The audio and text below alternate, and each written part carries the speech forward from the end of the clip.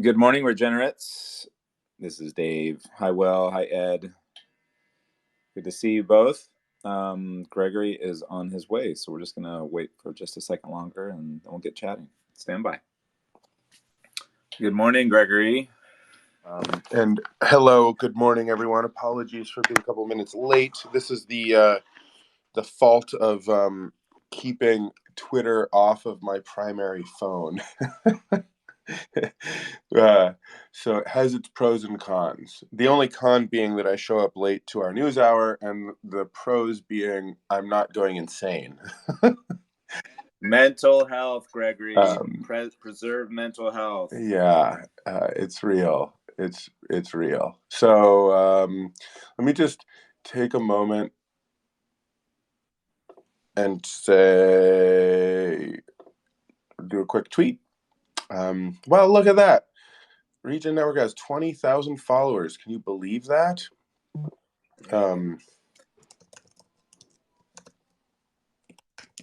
Yeah, maybe while you're doing that, Gregory, we've got a few things coming up that we can just start making some quick announcements about. We'll have a squad, Regen squad in Seattle this coming week, or this next week, the Refi Summit, the second annual. Big thanks to Rex and Jeff and the organizing crew up there. They worked really hard to put this event on. And I was just reflecting back. I think it was at Refi Summit last year when the Terra Luna explosion was happening real time, and we were all on our phones, trying to reduce our exposure to that stablecoin and watching markets plummet even further. And it was, and at the same time, having some really interesting and lively discussions about the future of regenerative finance and carbon. And so, anyhow, a year later, it's kind of interesting to take stock as as Regen, as a movement. What's gone well, what could go better, and what is next year's outlook? Just as another area to potentially explore in this conversation today. Awesome. Yeah, I mean, so I think I was thinking about this. So Refi Summit happened a couple of weeks earlier last year. So we were in the midst. The Terra collapse happened, whatever, like May 8th, or started May 8th or something like that, and it was done by now. And I remember sitting next to people at the speakers dinner at Refi Summit, and I felt we were all sitting there talking, and the consensus was just to call out how wrong we were. And maybe it's worth just doing a little retro and unpacking that. Like, sidebar, I was a long Terra skeptic. It took forever for me to get on board with any relationship with UST and Luna and Terra. I was forever like, didn't smell right, I guess.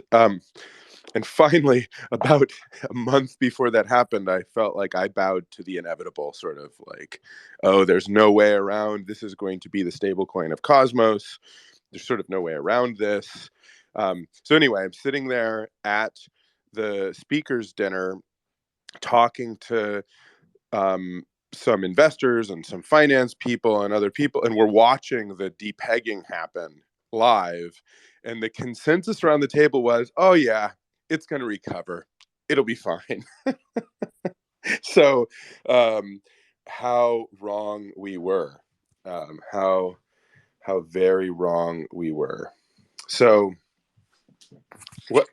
what did we learn? Yeah, Did we well, what learn did we anything from learn? that? And I guess I'm also curious, what else have we been wrong about this past year? As Well, far as what that's where my the mind is at. the trajectory of things in our respective space. We were wrong about Terra Luna at the time. It's okay. We could have a little bit of self critique, reflection. And maybe hopefully a little exploration of what we'll be right about. Well, I'll sort of share. I mean, I'll share openly about where I'm at and where this is an active conversation, frankly. And, we don't have a huge number of people here yet. People are still sort of coming in. but I imagine people will listen to the recording and whatnot. But so I mean, and feel free, Will and Ed and Howard, I see out there, other folks in the community. If feel free to like raise hands or sort of like loop in. I'm going to be running this with Dave, kind of open mic style, open forum conversation. There's a lot on our minds as a community, I think. So just running this as kind of an open forum, and definitely plenty to share about. So we won't just be sitting here listening to dead air, but if people have inspiration, feel free to raise hand, and we'll try to loop you into the conversation threads as we're moving. I sent a couple DMs out to people. Um, I'm kind of hoping that Christopher Goes might hop in, one of the founders of. I mean, he was the lead product lead and engineering lead for IBC protocol, and he's the founder of Anoma, and he and I have been just jamming about things recently, and yeah, I was like, "Hey, Chris, you want to take this conversation and have it publicly?" So we'll see. He might loop in. We might have other usual suspects. But to return back to sort of the thought train here, what have we been wrong about? What have we been wrong about? I kind of want that to be our theme for today, and I kind of want that to be our theme for the next couple of months, because I feel like this style of learning and sort of being willing to be wrong and be publicly wrong, we just don't do it enough. I think nobody does it enough, and by not doing that, that's what it's just like, it's what creates these too big to fail. We're too invested in our fantasies to let them go, whether that's the monetary system or whatever it is. And so just kind of wanting to to celebrate being wrong as a learning opportunity. So I think that's going to kind of be our meta theme today, and we'll see where that takes us. So I'm really just to be perfectly frank, this I don't know who's out there in the audience. We This is going to be probably just judging from people. Some people, this is going to land flat and like, who cares, or like, no duh. And some people might be surprised, but I'm kind of feeling like I have been wrong about being a Cosmos maxi, Dave. I'm kind of feeling that. I'm kind of feeling like, oh wow, invested a lot of energy and a lot of regions identity and energy into this sort of thesis that Cosmos is, and I don't actually think I'm that's wrong on certain levels. On certain levels, I actually think it's even more right in a way, but on other levels, I'm feeling like, maybe wrong about that. So we can get into those different levels, but how does that strike you, Dave, when you hear that? Um, I I think I certainly empathize with that. I think where I've been drifting recently is I'm more of an IBC maxi. That and I think the thesis, the concept of Cosmos to me still lands, and I think whether it is credited to the Cosmos ecosystem or not, the idea of interoperable sovereign uh, blockchains, I think, is absolutely the right way to go. I think where Yeah, and it's turned into, it's like Ethereum and everybody else has like been bent to that perspective. yeah, no, that's And this right. is weird. And I think, Yeah. frankly, in a lot of ways, Cosmos has already succeeded. I think where my sense is, or if I'll speak for myself, that the kind of community FUD, and I think, frankly, this to some degree starts to fall into like um, our lack of attention on governance style and tooling and philosophy and values has actually gotten us probably into more trouble than not. Where it But feels how do you like, make money? How do you extract profit out of any of those things, Dave? right, exactly. How could we possibly invest time and energy into all of that, into into the Commonwealth, as it were. Yep. Yep. Yep. I know. I know. I don't know.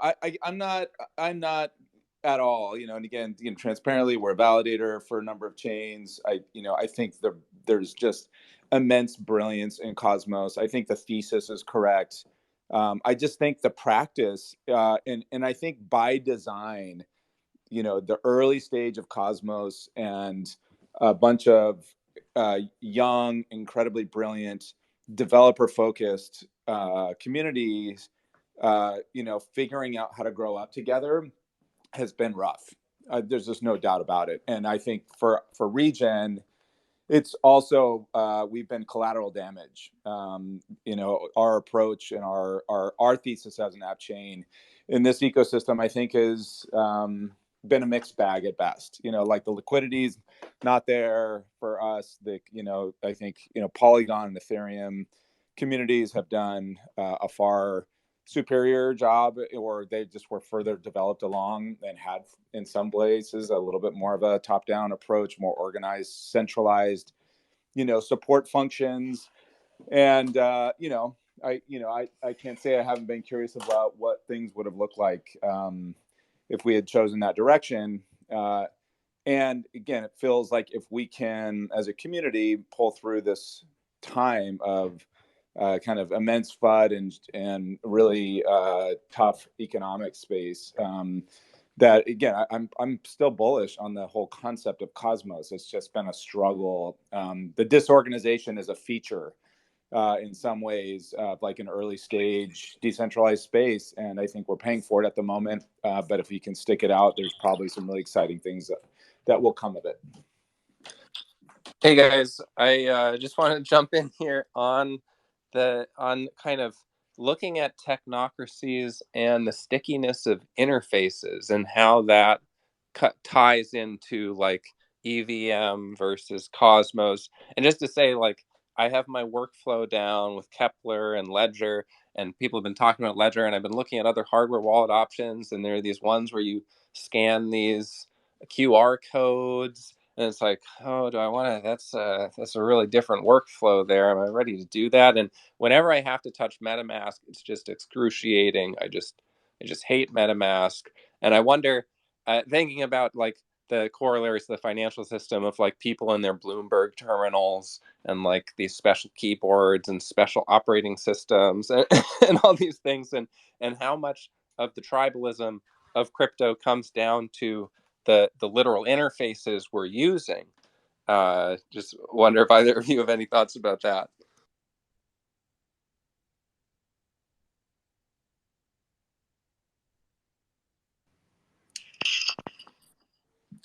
I mean, I think you're right that interfaces, from a technical perspective, I've heard several people say, the network effect happens at the interface level. And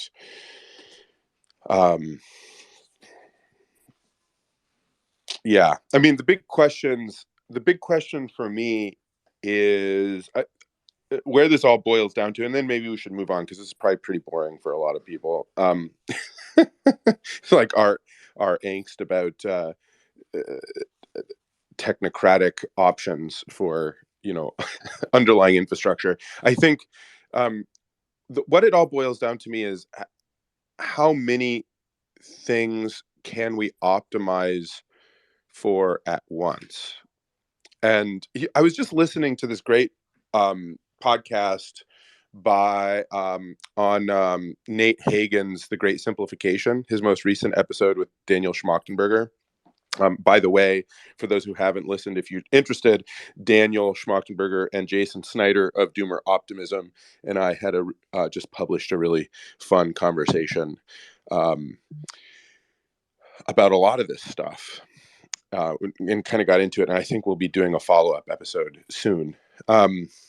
And did that get cross-posted across both of your podcasts, just so people can go find it? Yeah. You can find it either on Planetary Regeneration Podcast, which is my podcast, and Doomer Optimism Podcast, which is kind of a collective of awesome Twitter mutuals, um,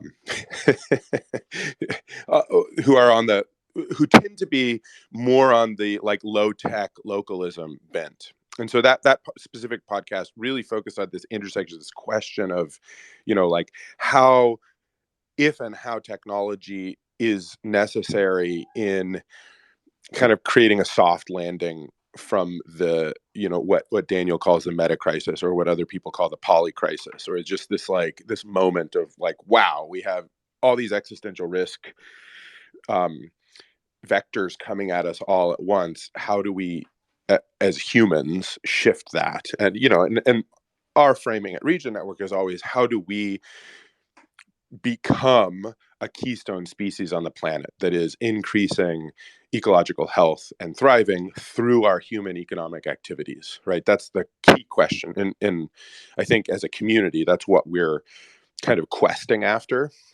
So to get back, like that's the core, if that's the core question that Regen Network is asking, then there's a set of values and beliefs and assumptions about the world that are baked into that. And then there's a set of,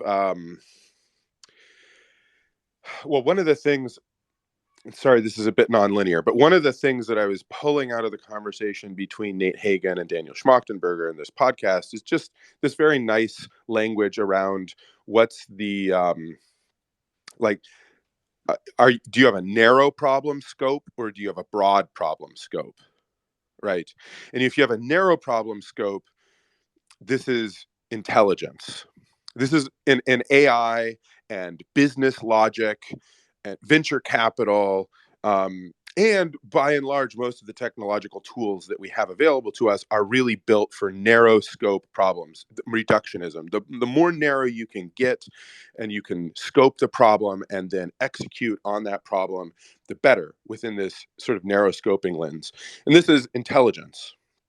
The problem with that is that it creates huge amount of externalities when you get that narrow scoping, because you're refusing to incorporate, essentially reality into the picture.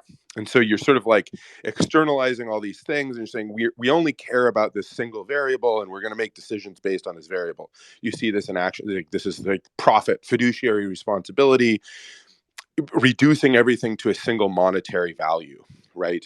So at Regen, we've really, and I think I've been very stubborn about this personally. There's probably other characters in the community and in the various organizations who share this passion, but I can certainly say for myself, I've been very stubborn to say we have to have a broad scope process for our decision making.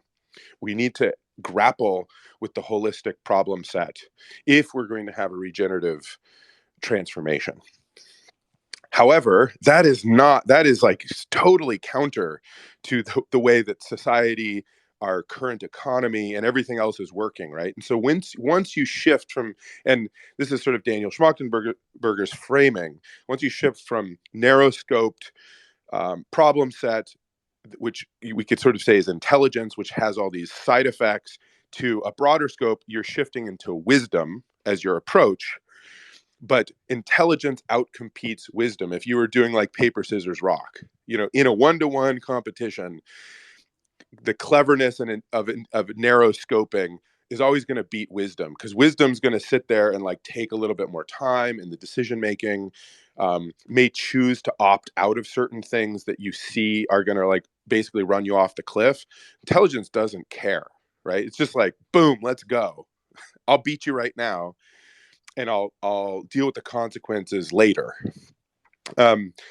This feels like it was such a powerful description of the real challenge, both that we've been facing within the Cosmos domain, like as this, techno-economic startup, sovereign blockchain experiment more broadly in Web3. This is sort of nested. I feel this tension playing out in multiple domains, also in the carbon markets.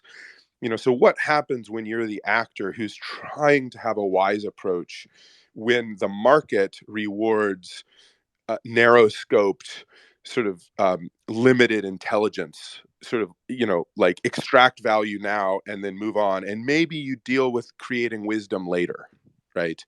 But just, and so this, getting back to the major theme of our day together today, what are the mistakes that we've made and how are we learning from them? I'm really sitting with this,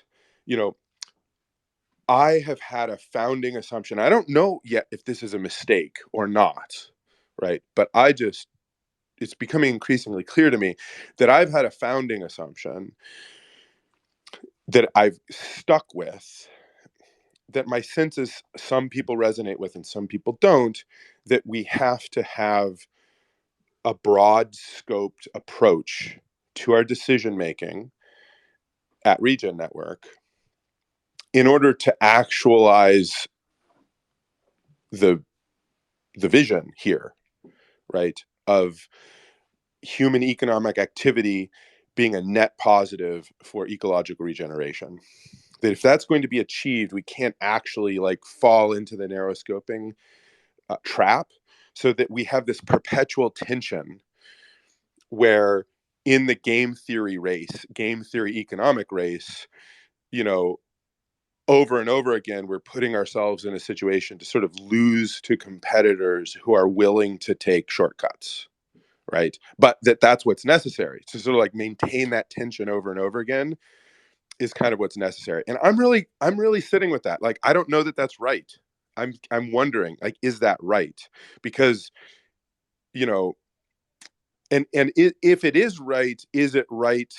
Like, how have the decisions, it sort of like parlays into many different dimensions of decision making as a community. And specifically, I'll just say I'm really thinking about this related to Regen token health and how the market is interacting with the Regen token security, governance, value, and sort of not really, there's like a constant downward price pressure.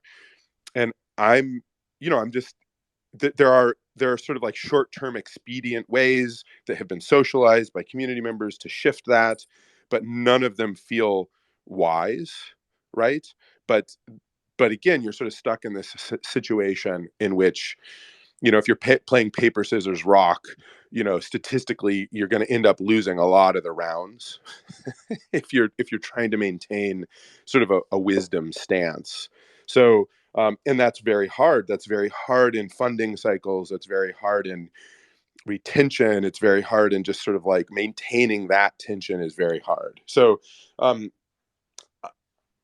look, we've got a wild Christopher Goes here, which is exciting. I'm not sure when Chris popped in, but so that's one thing I'm holding and curious about. My instinct is that I am wrong about something in the way that I've been thinking about this, right? Or that I could get a deeper level of clarity in the balance. That's my instinct, and I'm really churning on that right now. So I'm going to take a pause, see if Dave will, if that sparks anything for you. We can kind of keep churning. Again, the topic for today in the Regenerati News Hour is, what are we wrong about, or what are we learning from? Yeah, well, I uh, I guess I just want to offer a parallel framing to what you just shared, Gregory, of the right and left hemisphere of our brain, the kind of right hemisphere corresponding with wisdom and the left hemisphere corresponding with intelligence, and share a little excerpt from page 1327 of Ian McGilchrist's The Matter with Things. So he says, a member of the Swiss parliament, Lucas Fiers, recalls as a boy meeting his celebrated neighbor, Carl Gustav Jung. In the course of the conversation, Jung told us about his encounter with a Pueblo chief whose name was Mountain Lake. The chief told him that the white man was doomed. When asked why, the chief took both hands before his eyes, and Jung, imitating the gesture, moved the outstretched index fingers convergingly towards one point before him, saying, "Because the white man looks at only one point, excluding all other aspects." Many years later, Dr. Fears, who is a physician and a founding member of the Green Party in Switzerland, recalls that a significant adversary of the movement was a successful industrialist and self-made billionaire. I asked him, in his view, what was the reason for his incredible entrepreneurial and political success. He took both hands before his eyes and moved the outstretched index fingers convergingly towards one point before him, saying, "Because I am able to concentrate on only one point, excluding all other aspects." I remember that I had to swallow hard 2 or 3 times to not say anything. Right. And so this is actually, if I think Chris is sorting out phone, um, getting Twitter on his phone to be able to chime in. But I think this is a core question, and this has been kind of a core thesis around that. A core part of Regen Network's thesis has been polycentrism and plurality around community and tools around communities choosing what is of ecological value and how to monitor it and quantify it.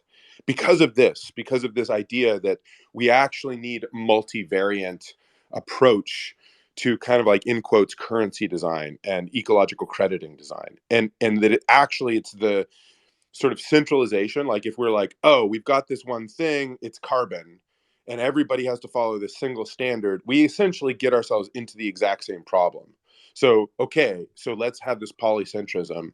And I think that same value and that same way of thinking, I see it manifesting in the way that we engage with the world and the way we make decisions. But again, I'm just struck with the quandary, which is like, if the current economy is like a perpetual game of paper rock scissors, that and you're sort of inviting you're inviting multivariant optimization and wisdom and engaging from that perspective all the time, you kind of end up losing a lot, and you bake yourself out of the economy. So it's like,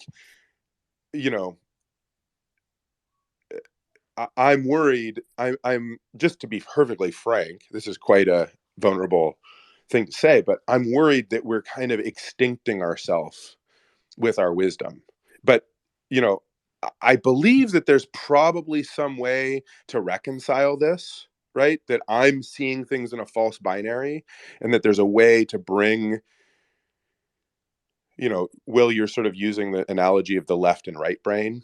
There's a way to unite those hemispheres into sort of like a conscious, approach that isn't abandoning, I guess, in quotes, the right brain approach, but is incorporating it in an action, but also is understanding the need for this like single optimized focus.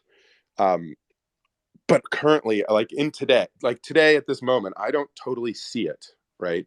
Ed is requested to hop up. I'm gonna give Ed the mic to see what thoughts he has. Probably related to farmers is my guess.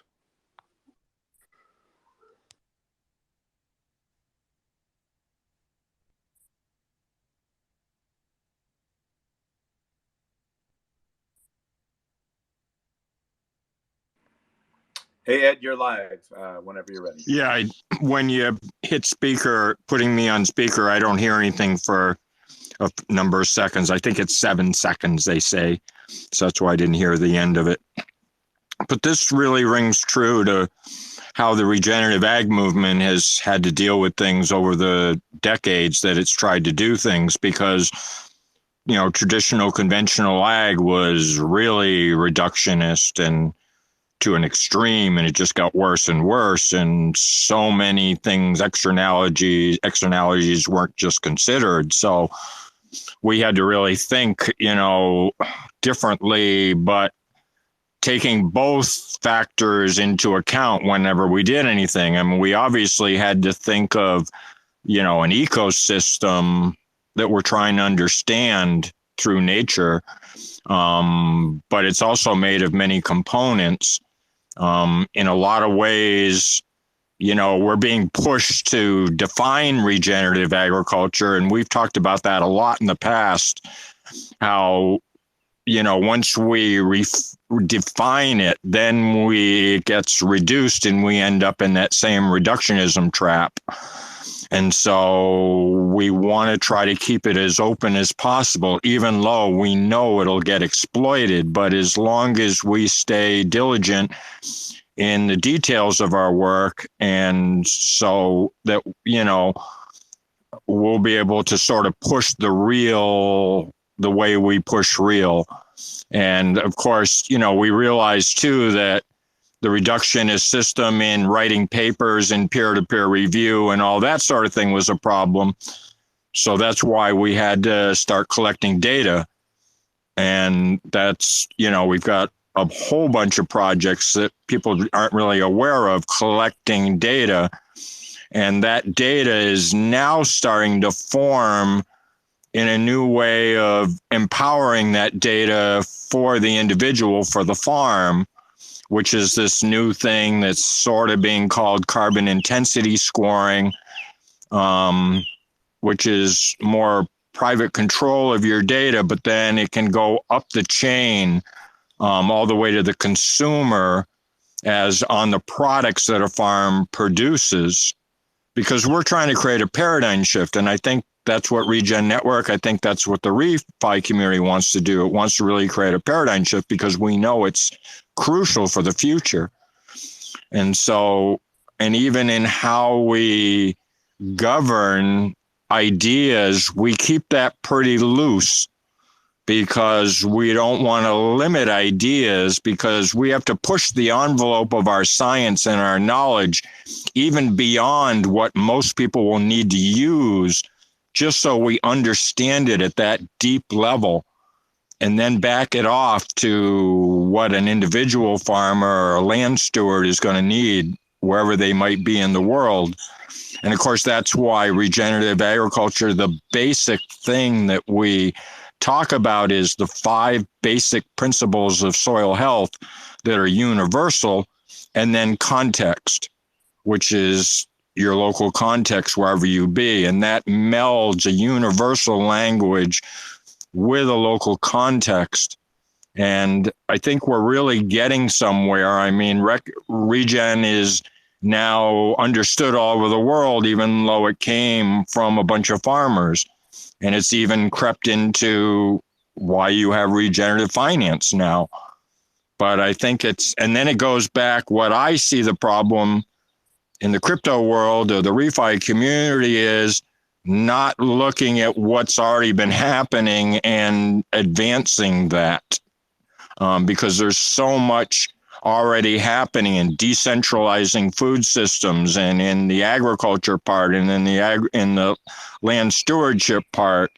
And it's taking and understanding from the core what are the changes that like a regenerative finance system needs to support that the regular system won't support, and how do we advance that? And there's got to be value to that, because the value of us changing the food system that we're in the process of changing now, which is now definitely happening and catching on unbelievably fast around the world, it just needs more knowledge spread, is going to create incredible financial opportunities, especially in the decentralization. So just add those points. Thanks so much. This is a great talk.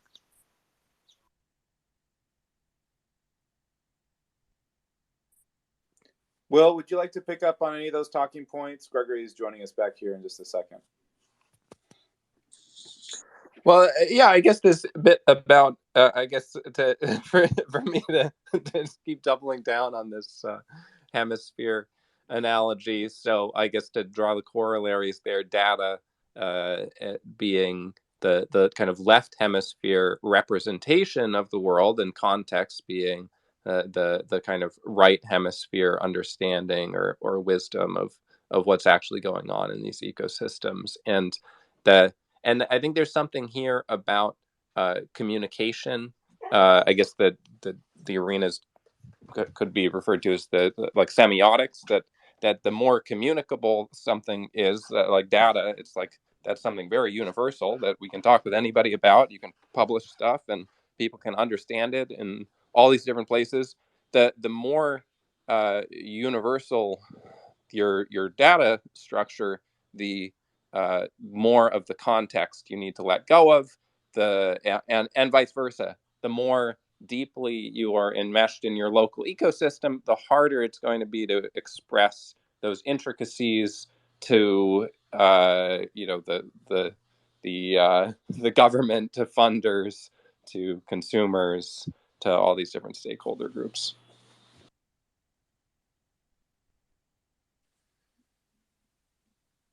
Awesome. Thanks, Will, and thanks, Ed. I think, so weaving back to the central theme, what are we wrong about?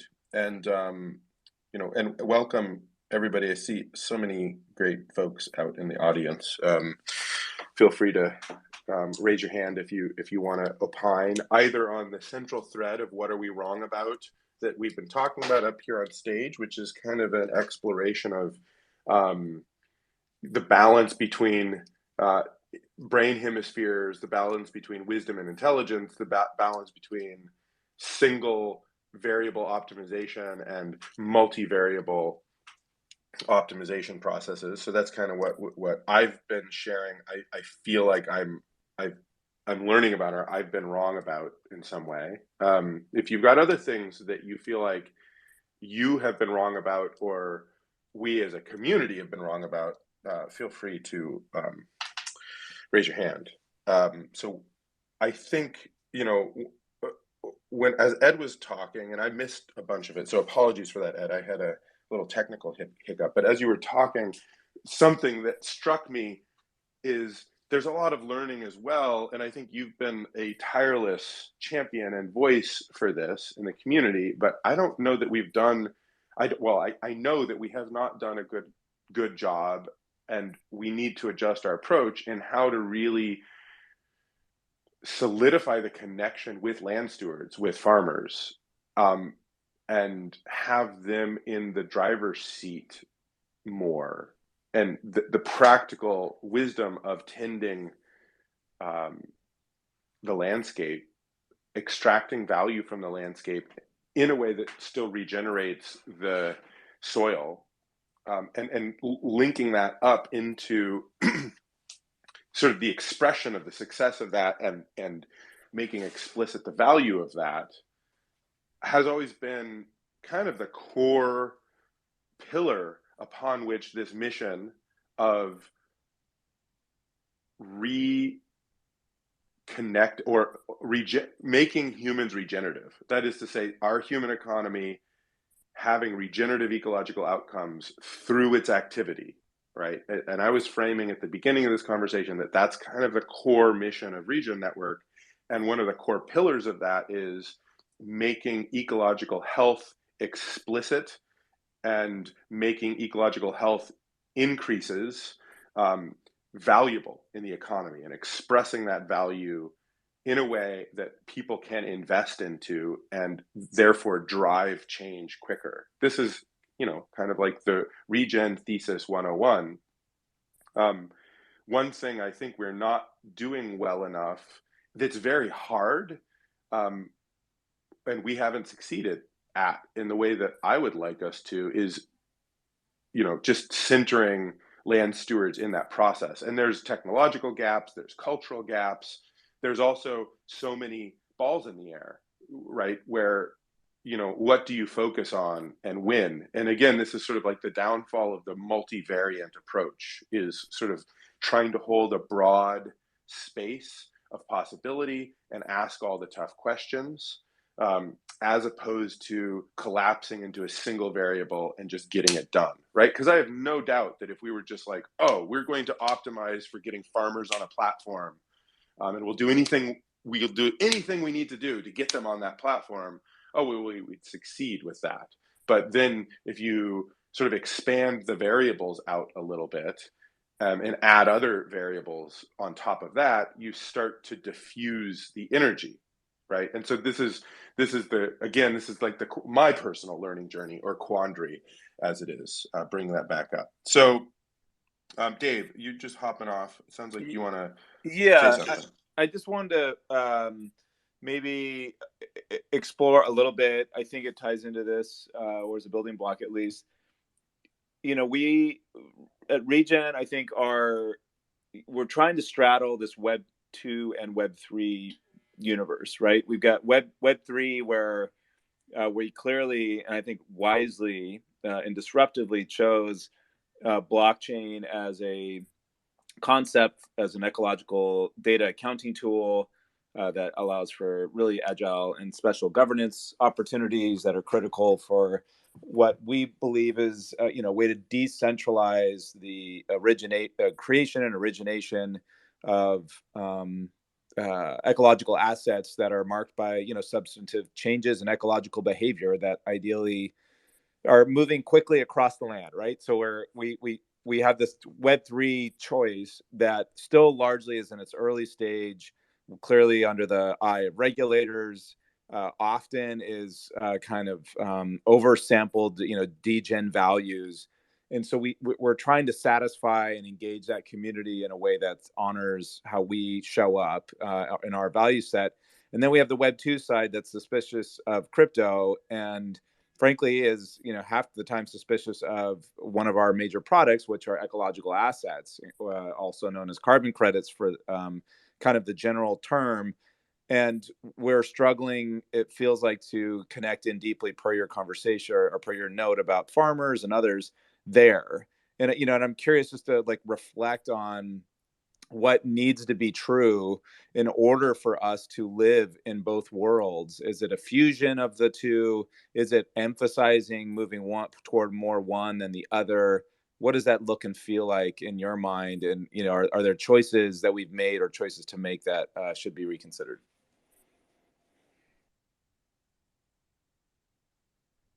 Right. So there's a question there around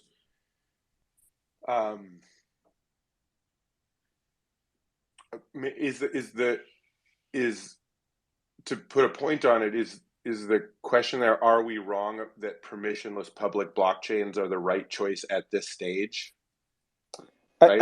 I think there's a little bit of that. I think I'm just witnessing and really a deep participant in the struggle to to where our primary, I'd say, market, like, we're struggling to serve multiple markets, like even multiple philosophical markets, the Web 3 markets, who are still in a when moon mindset, and we're asking when earth. And then there's the market of serving ecological credits, which our primary audience is in a Web 2 space.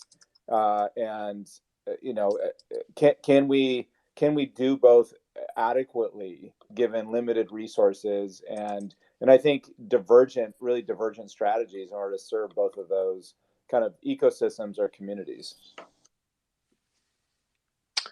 Yeah.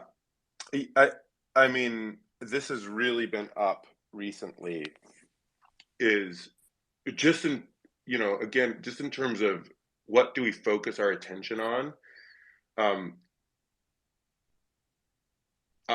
And I would just like to say, for our audience out there, the amount of time that it took us to build the bridge and launch the NCT liquidity, right? For case in point, was huge. It was a huge investment of engineering resources, time, and effort, to serve an audience, right? In this case, kind of IBC Cosmos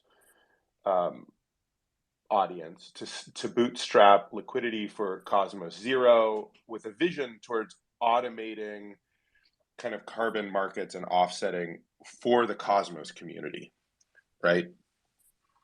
So that was a big bet. It was a big gamble. And the technical integrations and resources that went into that, as opposed to serving like land steward community and building interfaces for them, or data management tools, or serving like a community of corporate offsetting clients to build interfaces or do sales outreach or whatever, kind of with limited resources. I am definitely holding the question, and at this stage would transparently say, like, I think that was wrong. Like, I think we were wrong. That no one seems to care in Cosmos. I mean, certainly a set of actors. Maybe I'm being a little harsh because a bunch of chains did participate and do offsetting, right? And I think that will continue. So we'll continue to have this core committed crew in Cosmos. Maybe I don't know what we were up to, Dave. You probably have that. I see Sarah Bax in the audience as well. I think something like 6 or 7 chains committed to offsetting and did a round of offsetting. But it's still, even with that, it just feels like there's so much noise. There's so many other things going on. There's like this perpetual drama cycle in that specific corner of the Web3 community that, to me, I look at that decision and I'm like, man, that feels like we wasted a bunch of time and effort and energy, human capital, to pull that off. And it just doesn't seem like it's sort of like a user group that's never going to be satisfied. So I would call that out as, oops, and my question is, what do we learn? And I see a bunch of folks from the Cosmos community. So happy if you want to either tweet or chime in, were we not wrong? Do we just need to wait and see? Or was there a way in which launching and bringing that products could have been more elegant or spoken more deeply to this like intersection of seeing the opportunity in ecological markets as a market opportunity, but also having that aligned with values, which I think is our perspective, that this isn't just like a do good, we can sort of like a tax sort of perspective, but actually like this is an asset class that's sort of needed. It's real world, it's very tangible. So yeah. Oh, Chris, awesome. I'm so excited that you're up here. So again, we're in this really fun conversation about what are we wrong about, and we've been listing some things. So this is sort of like a humble coming to terms with things that we're wrong about. Chris, now that you're up here, I actually kind of want to circle back to this original topic that we're wrestling with, and I'm kind of thinking like, I don't even know what I'm wrong about, but my instinct is I'm wrong about something, which is this, like, what's the relationship? Like, how do we create economic games that optimize for multiple variables that actually compete with and even win against economic games that optimize for single variables, would be the way I would put this. That I think we haven't succeeded in understanding that, and there's some set of things that we're wrong about in relationship to assumptions or ideas about that. So welcome up, Chris. Feel free to introduce yourself, but also just love your thoughts on that. Right. Well, that is a broad question. Maybe I'll start a little more specific and see if I can circle back. Thanks for the invite. Hey, can you hear me all right? I had to install Twitter on my phone again. Yeah, you're loud and clear. Great. Yeah, I'm Chris. I worked before on the design of IBC, and I now work on the Enoma and Namada projects. I mean, I guess, to me, there's sort of two questions. And I think it's important, or there are two parts to this question of like, what are we wrong about, or how do we design a system, an economic system that can really optimize for multiple variables? And I think the first sort of version of that question is like, in principle, how can we design a system that will optimize for multiple variables and like keep doing that in a sort of, not, of course, it's always changing, not a steady state equilibrium, but like keep being able to optimize for multiple variables, right? Not end up collapsing them to just one, which is kind of like the economic system that we have at the moment. And that's like the sort of long-term question. And the second sort of aspect of this question to me is, how do we get from where we currently are with an economic system that is optimizing for one variable, or sort of like clearly not factoring all of these real world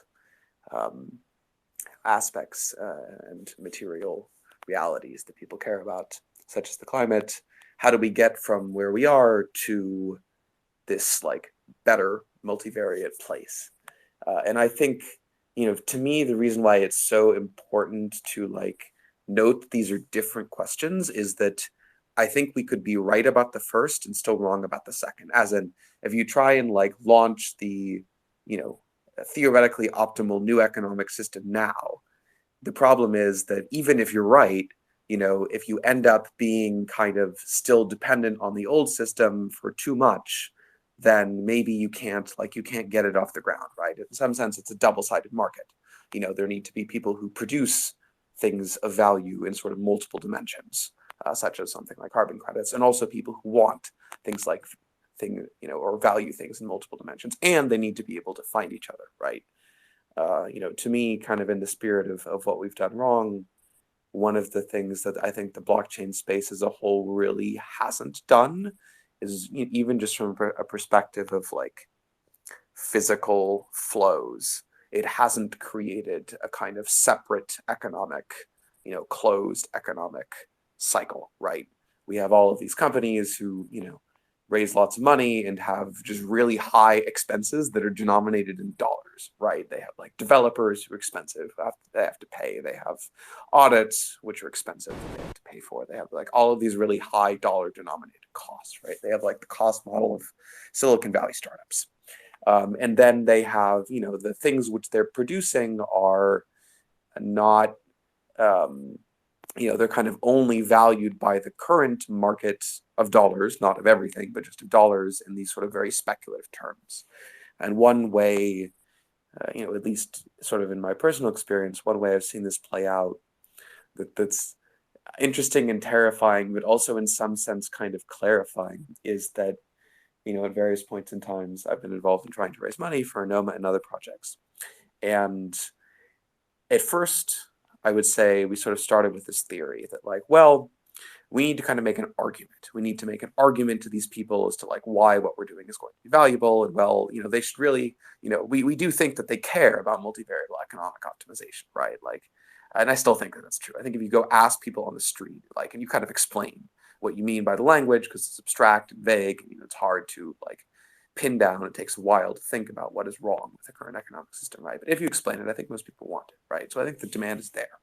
But what we realized is that, well, kind of among capital allocators who are optimizing for dollar returns, it's not so much that they're like they're not evil. They're just highly selected to do that.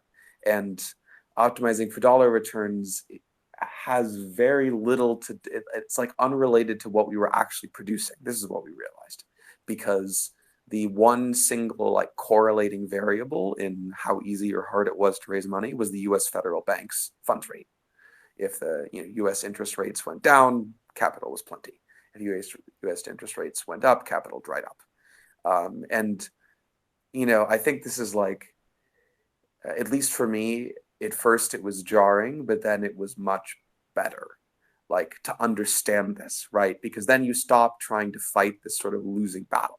Then you just have to realize that, okay, well, we're dealing with this very unstable system. And if we have these costs, which are denominated in dollars, the most we're ever really going to do is like say, oh, well, we have this many dollars right now. Here's kind of the duration of time for which we can make those dollar denominated promises credibly. And in that duration of time, at least to me, what we, speaking not only for my own project, but I think also for the ecosystem, need to do is shift those dollar denominated costs, right? Like, we need to figure out how to internally, in some sense, start producing the things which we need.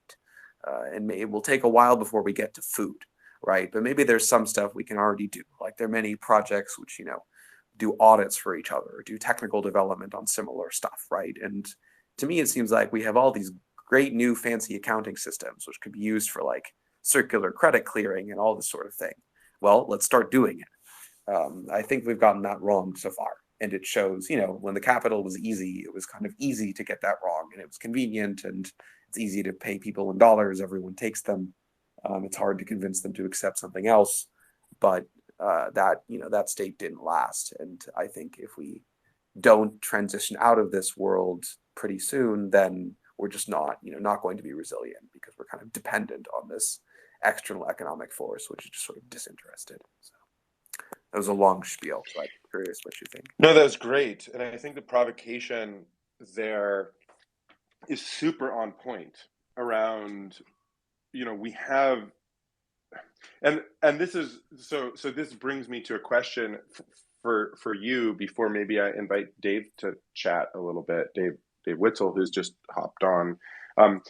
And by the way, David Fordson and other folks, I've got a little bit of extra time, so I'm happy to keep the room open a little long, and can kind of go long on this. So I'm going to just kind of keep on this thread a little bit, maybe another 15 minutes for those of you who are in the room. So feel free to stick around. Okay, so I think to summarize what you're saying, Chris, is we've been wrong to overly focus on dollar denomination, market value, and runways. And we need to remedy that by making use of the tools, these advanced accounting and exchange tools we have, to internalize into our own economies as much of the functional work as we can, of like getting software shipped, of getting people's basic needs met, etc. And as we hone in on that as a core part of the problem set, instead of asking ourselves, how do we get more US dollars into the system, how are we more efficiently and effectively using our own currency? Is that accurate summary of what you're sort of like the problem right. And solution? Yeah, great. I think just add one little kind of angle inspired by your reply there. The whole thesis here is that we're building a better accounting system which can capture multiple variables. And I mean, personally, I think that that's right, but I'm very biased. So, but the way to test this, right, the way to prove that it's right is to actually do it, right? If we have this alternative economic system that can optimize for multiple variables, it will outcompete the thing which is in the world at the moment, if it kind of has internalized closed loops and can build these sort of more efficient coordination systems, because they're like capturing much more of the real world complexity, right? But we have to actually do that. Yeah. Totally. So my question is, what is wrong about proof of stake economics, or right, for these, for like a POS based currency, cryptocurrency / staking token / whatever we want to call it, multivariant, multivalent, I think is a better word, multivalent, digital unit of account. Is there something fundamentally wrong about, for instance, like Regen's token economics that needs to be addressed in order to make it possible to internalize more and more of our work as a community effectively and in a way that is healthy and safe and as stable as necessary for actors who choose to opt into that?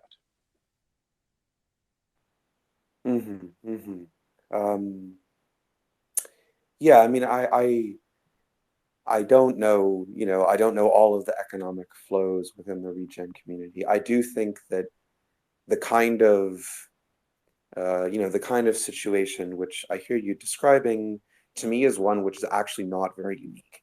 As in, it's not unique to regen. I don't even think it's unique to proof of stake.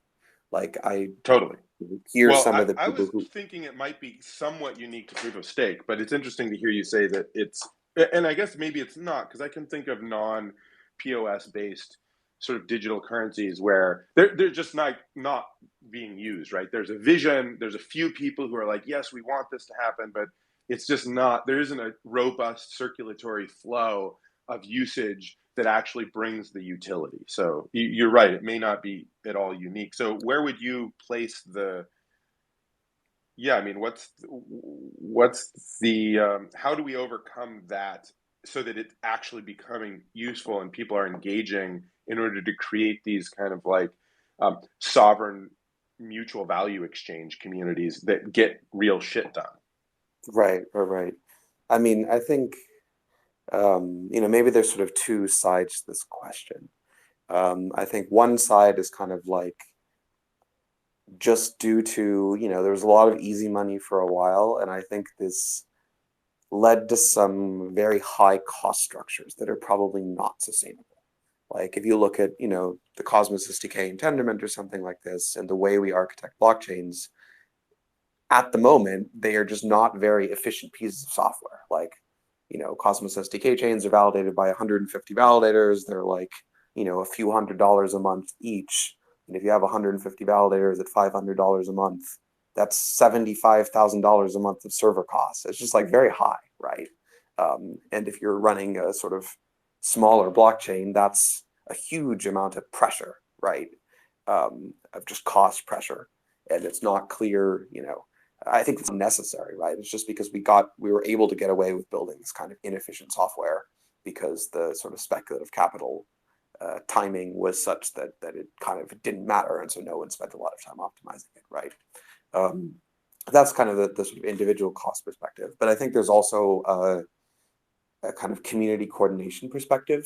I mean, if you look at a lot of these blockchain projects, I mean, on the one hand, I think it's amazing that so many people are doing protocol development. On the other hand, the ecosystem as a whole is not very deduplicated. Like a lot of people are building almost exactly the same thing, but like ever so slightly different. And that, in some sense, from the kind of whole ecosystem perspective, that's not very efficient. Like it has very much higher costs than if you could sort of properly agree on the interface boundaries and share more of your protocols, right? I mean, I think, the Cosmos stack did a good job of this originally with sort of Tendermint and the SDK and IBC, and those are all still kind of common public goods. But some of the protocols on top are not, not necessarily so standardized. So there's a lot of like duplicate work going on. But I also think that I think that the like individual blockchain token economics question is, to me, it's not the most important one. I mean, of course it matters, but it's sort of not even one that has a general answer. Maybe like it depends on what the actual flows you want to kind of circulate around the network are, right? To me, what kind of the step that we haven't yet taken but really need to take is creating flows between these communities. IBC is the technical substrate, right, or a technical substrate, which allows for this. But the technical substrate is necessary, not sufficient, right? So if we want a bunch of, we need mutual credit between blockchains, basically, right? Let's say that Regen provides some services which are valuable to other parts of the Cosmos ecosystem. Maybe other parts of the Cosmos ecosystem provide services that are valuable to Regen. Connecting those blockchains via IBC is not sufficient. I mean, it's nice, but it doesn't create kind of economic interdependency, right? It doesn't create this sort of, mutual credit. And I think that's really a community level problem. Like to some extent, we want to tie our fates together because it will allow individual, chains or projects to ride the waves with a little bit more buffer, right? Especially if we're still dependent on a lot of fiat capital. And it will allow just more efficient coordination because people will have more reason to like deduplicate their work across these projects, right? So I guess I'd give those two sort of angles. Totally. I mean, that makes a lot of sense. I have to say, though, my early attempts to, that was something I saw really early. I maybe like 2018 or something, was this sort of like kind of mutual credit, mutual liquidity, mutual use, efficiency around public goods.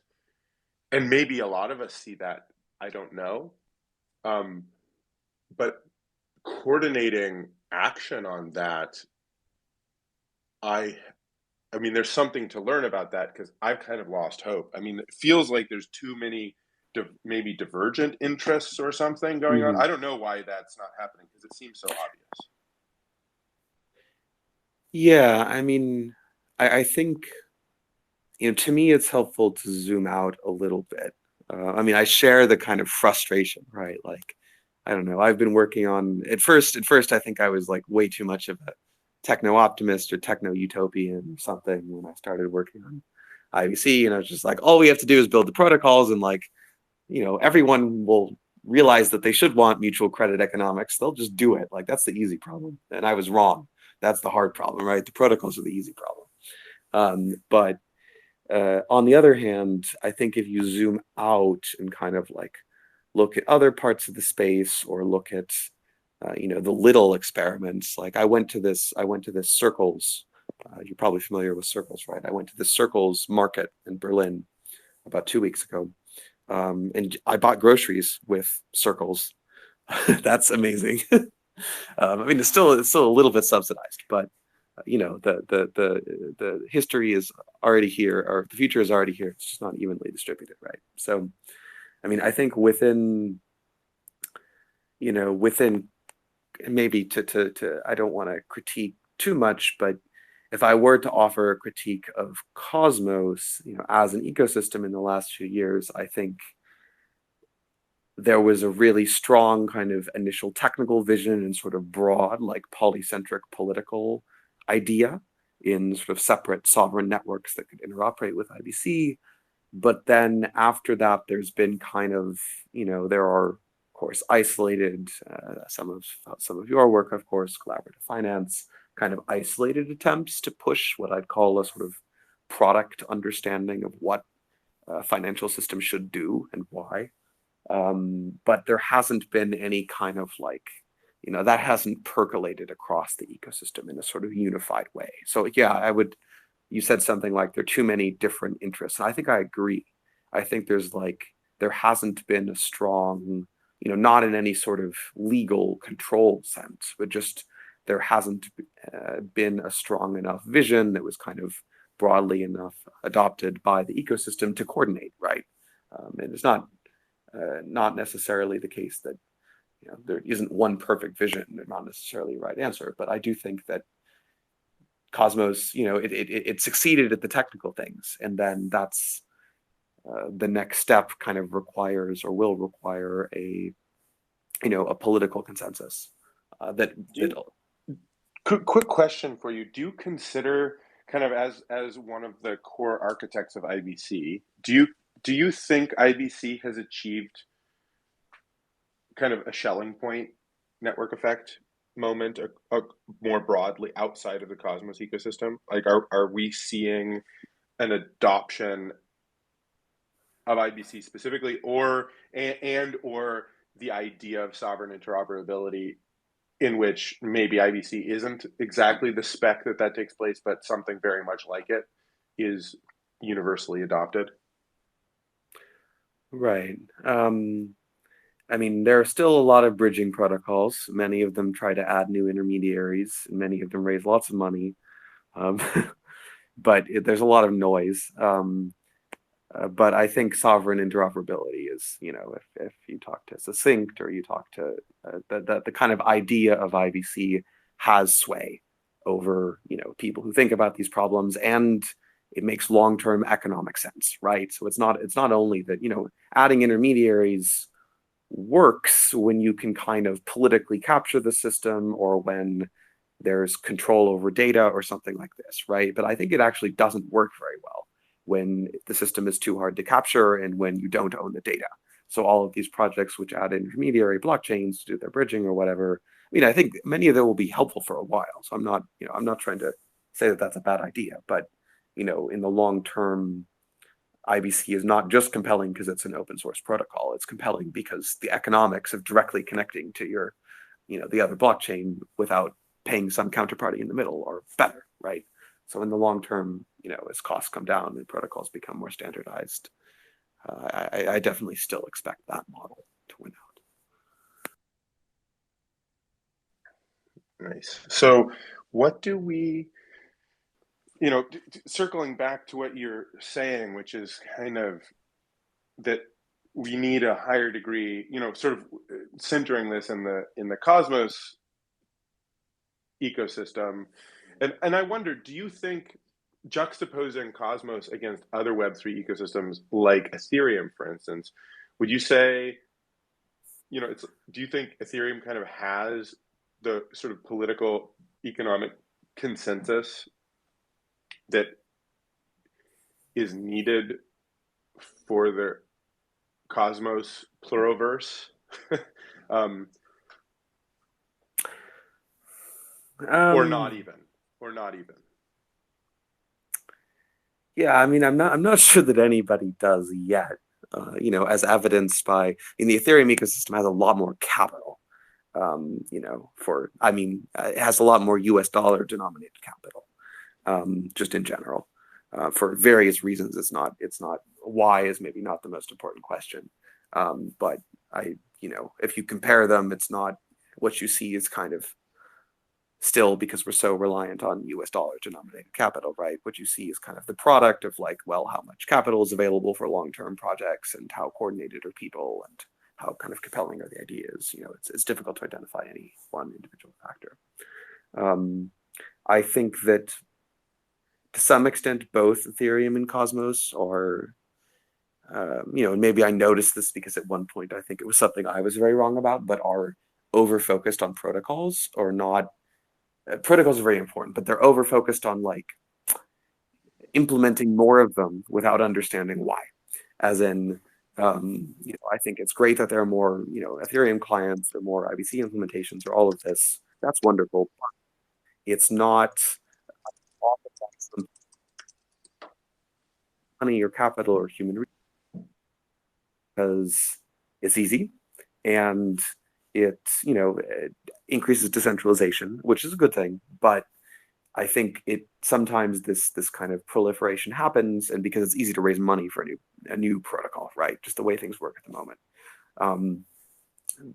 This happens at the expense of kind of coherent theory crafting of like what the economic flows of the system are actually supposed to be, and how, like, why don't we have, Ethereum and Cosmos together have like billions of dollars, right? It's enough, we have enough US dollar capital, right? If we need more than this, it's our fault.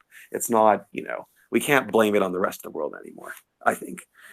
Even within Cosmos, you can complain about how it's distributed, but there's enough capital. But I think we haven't yet managed to kind of realize these alternative economic flows. And some of that is protocol design, some economic design, some of that is, there, unfortunately, I think the investment mindset, maybe the kind of a subtler or second order effect downside beyond, creating a bunch of kind of speculative price action, is that it has made people think in a way which is more competitive. As in, the blockchain ecosystem is still pretty cooperative, but there's a lot of, we should do our own thing or do it this way, or like the thing that we can raise money to do is build a new protocol, so everyone's building new protocols. There's like this divide often where a lot of capital and attention and effort is spent on like the protocols, and then the products on top are just kind of like hackathon projects, right? They're not, they don't get the same level of research or long-term organizational attention. And yeah. I think that's a failure of capital allocation, I would say, within ecosystems, basically. And that is, the principal thing that we need to remedy in order to change this. Yeah, amen. I think it's very astute. Well, I have to hop. I'm running a little over and a little late for my next thing. If you want to keep the room open, Dave, if you've got capacity for that, that's great. I mean, my sense is probably this is a good place to sort of put a punctuation mark at the end of this conversation, but kind of noting that this is going to continue, because I think, Chris, I just really appreciate how you've kind of identified some of the core challenges, and it actually helps align my thinking of, if and how do we tackle that problem? How do we align ourselves so that we're more efficiently using the tools that we have? What can we self-fund or self-organize around? Who is willing to take that risk, responsibly? There's a whole other set of questions. I kind of wish we'd talk about this for longer. Maybe we'll do a longer form conversation in the near future, Chris and company. And Dave, I apologize. I haven't gotten your voice woven in here. Hey, Greg. Well, it's not. David. Actually, I just wanted to say one quick thing, which is, I was just going to say, I think I've got to hop as well. So I think it's a pretty rich topic. I would love to maybe even expand upon this in the next Regenerati News Hour in a couple of weeks, if you're available. All the folks who are here today. Yeah, and Dave Witzel, super sorry. I have a hard stop here, so I'm going to hop off. And thank you everybody for listening. Really appreciate everybody in the audience and everybody who's spoken. And Dave Witzel, apologies that you haven't gotten your voice in here. I'm quite sure that it was going to be a helpful observation. No worries, man.